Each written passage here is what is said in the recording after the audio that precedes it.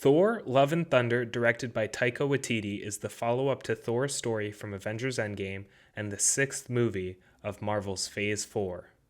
The film follows Thor Odinson, played again by Chris Hemsworth, as he looks to rediscover himself after the events of Endgame. Thor is reacquainted with his ex-lover Jane Foster, played by Natalie Portman, as she surprisingly becomes the new wielder of Thor's repaired ex-hammer, Mjolnir, and becomes the self-proclaimed Mighty Thor. Together, with the help of Valkyrie, Tessa Thompson, and Korg, Taika Waititi, they must stop Gore the God Butcher, Christian Bale, who wields a legendary weapon known as the Necrosword, and sets on a path to kill all gods.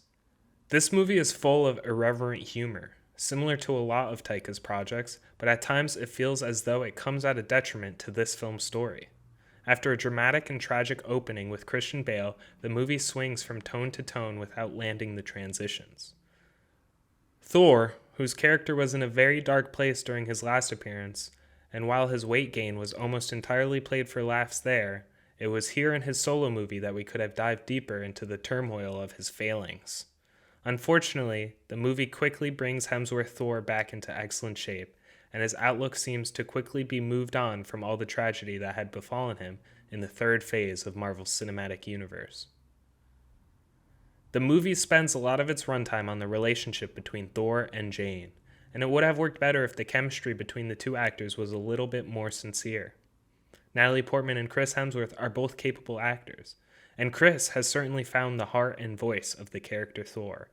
But writers Taika and Jennifer Caton Robinson focus so much screen time on jokes and humor that the dark moments never feel that dark, and the serious moments don't carry their deserved weight. The action in the movie is good, and so are some of the scenes and set pieces, although I would go as far as to say that none of them top anything from Thor Ragnarok.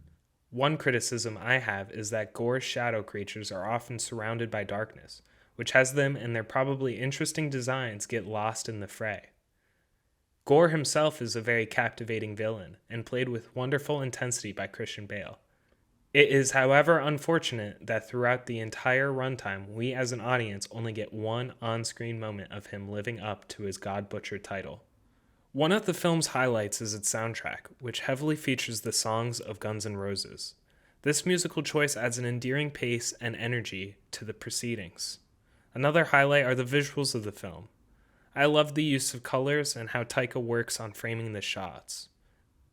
One of my favorite visuals, and spoiler alert ahead, so skip forward like 30 seconds if you don't want to hear this, but the visualization of Eternity was amazing, and looked like it had fallen right out of the comics.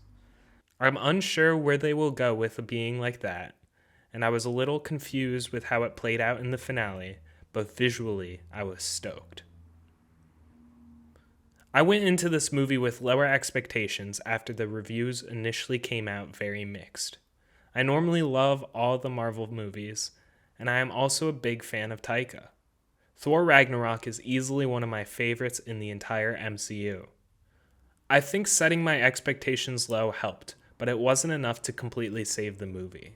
I am feeling concerned about this current phase of Marvel films.